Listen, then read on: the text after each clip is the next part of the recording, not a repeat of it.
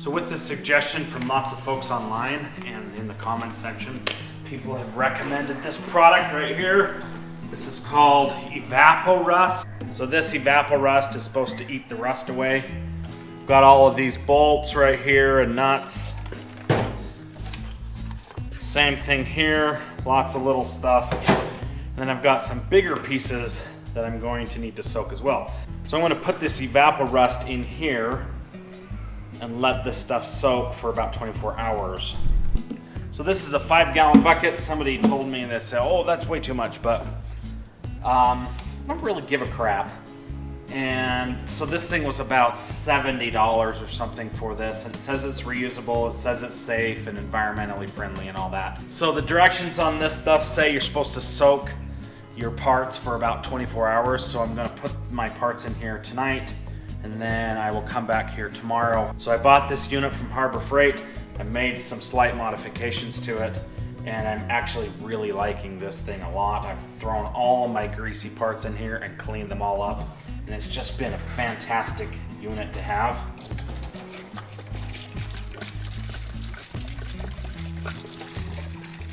So I wasn't sure of how much of this stuff I was gonna need, so I just got 5 gallons. So I put about 3 gallons in there. So you can see I've got lots of rust on some of these pieces and parts. So I'm gonna put this in here. Look how rusty this is right here. I may bite the bullet and buy some new pieces. Those need to go in there. So here's my bed bar. That thing's pretty rusty as well. There's another bed bar. So see all that rust right there? Lots of built up, thick, heavy rust. See that right there as well? Lots of rust. Put all these pieces in here. Just got lots of parts. These are all rusty. Pretty rusty. That needs to go in there as well.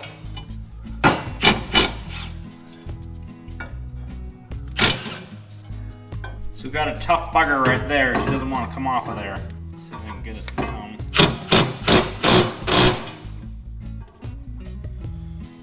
Oh, that's a bad deal. See that? So that guy right there doesn't want to come off. So I'm gonna put some heat on it, see if I can get it to come off with some heat.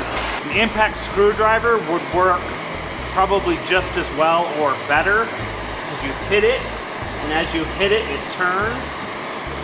And I did buy one of those from the Harbor Freight, but this has worked fantastic for all 3 of my bed knives. This is the only bolt that's given me trouble. Ooh, she's hot.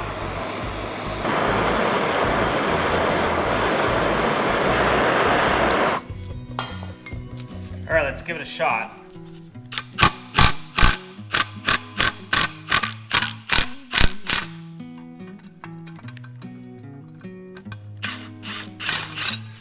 There you go. So this is an old bed knife. This is disposable. I'm gonna throw this away and put new bed knives on there.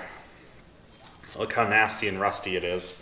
I have no idea if it's reusable or if it's sharp or what, but it doesn't feel sharp, and I bought a new bed knife for this anyway, so I'm gonna go that route. So it's become clear to me that I've got a lot of parts to wash and not enough solution to make it happen.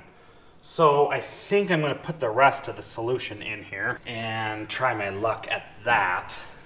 I've got a bunch more parts in here as well. I mean, look how many parts there are here.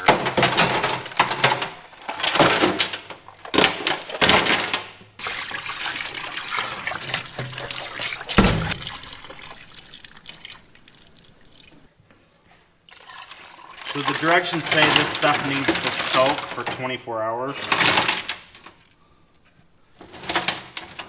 I'm going to try to get as much of the liquid in there as I can.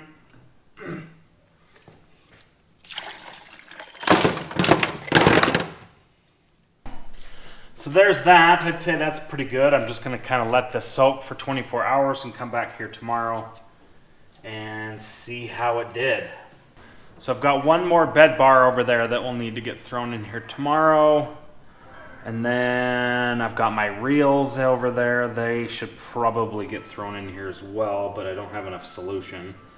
Need about 5 more gallons of that stuff.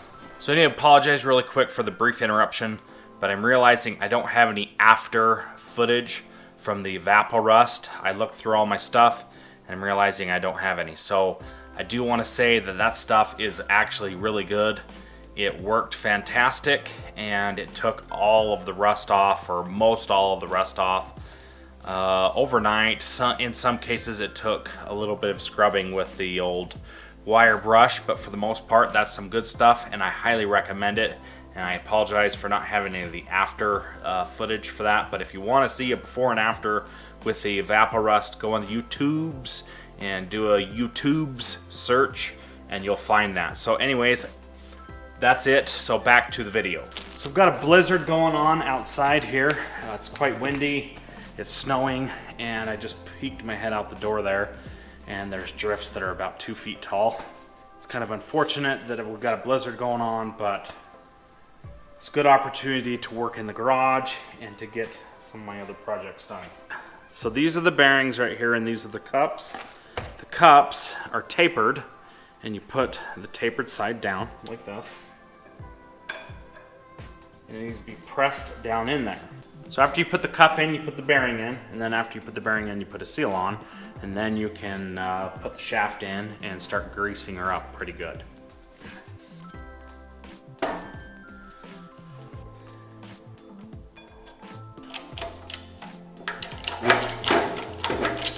So I just discovered a really big problem. This right here is the outer seal. It's supposed to be pressed in there and fit in there tight. But look at that. It's been worn down so much by neglect that this roller is bad. Oh, that is so disheartening. So that's a big deal. That means I need to buy a new roller, unfortunately. I do not want to do that. But I would rather not risk that, and I will likely just end up buying a new roller. Oh, that is so frustrating. So these 2 rollers right here, these are good. There was no problem getting the seals in, or the bearing cups in. So now I just need to slide this shaft through here like this. So once you get the rollers put on, you put these adjustment nuts on here like this. So you're supposed to tighten these down. I've just done that as tight as I can by hand with this socket right here. And what that will do is seat the bearing, and then once you seat the bearing, you're supposed to let it off just a little bit. There's supposed to be 5 pounds of torque. So those went in there pretty well, so that was a pretty slick deal. Last thing to do is put these grease zerks on there and grease these suckers. So there, these are done. I've got the 3 rear rollers here. I've got 2 front rollers here that are completely refurbished and like new. But this one gave me some fits. Seal was too loose, so I'm gonna have to buy a new roller for that. So I'm using the service manual here. I downloaded this off the internet, and it kind of shows all the parts diagrams of how to repurpose these rollers and how to put them back together and how the pieces need to go in correctly. It tells you how to take the reel off, how to disassemble the reel, how to take the bed bar off, and it kind of talks about all the service of the machine. I'm using that, and then I'm also using the schematic on R&R Products. You can go and buy all the parts that you need for this setup. You can buy these, you can buy the rollers, you can buy pretty much everything for your machine. You just kind of look it up, buy your machine, and then it'll give you a schematic of what the parts diagram looks like. And I've been using that diagram to be able to know how to take things apart and then how to put them back together. So that's been quite helpful as well. So anyways, I've got these totally done, these done, and now I get to start assembling things and putting them back together once the rust situation is remedied. So that's gonna pretty well do it for tonight. Thanks for watching my videos, guys. I'll see you in the next one.